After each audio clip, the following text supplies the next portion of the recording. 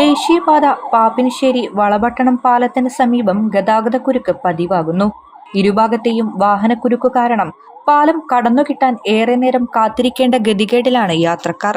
പാപ്പിനിശ്ശേരി ചുങ്കം മുതൽ വളപട്ടണം കളരിവാതുക്കല റോഡ് വരെ പലപ്പോഴും വാഹനങ്ങളുടെ നീണ്ട നിരയാകും.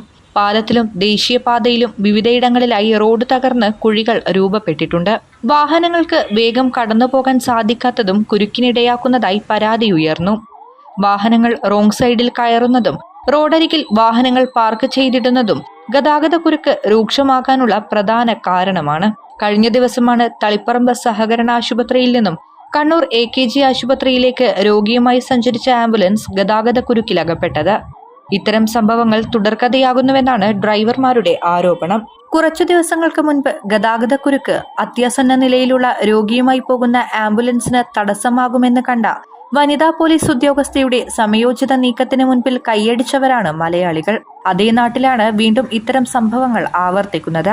ഗതാഗത പരിഷ്കരണത്തിന്റെ ഭാഗമായി വൺവേ ആക്കിയ ദേശീയപാത ചുങ്കം മുതൽ KSTP റോഡ് ജംഗ്ഷൻ വരെ കുരുക്കിൽപ്പെട്ട് യാത്രക്കാർ ഏറെ നേരം കാത്തിരിക്കേണ്ടി വരുന്നു.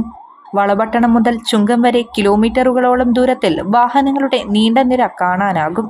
ഇതിനിടയിൽ വൺവേ തെറ്റിച്ചും ബാരിക്കേഡുകൾ തട്ടിത്തെറിപ്പിച്ചും കടന്നുപോകുന്ന വാഹനങ്ങൾ അപകടത്തിനിടയാക്കുന്നതും പതിവാണ്.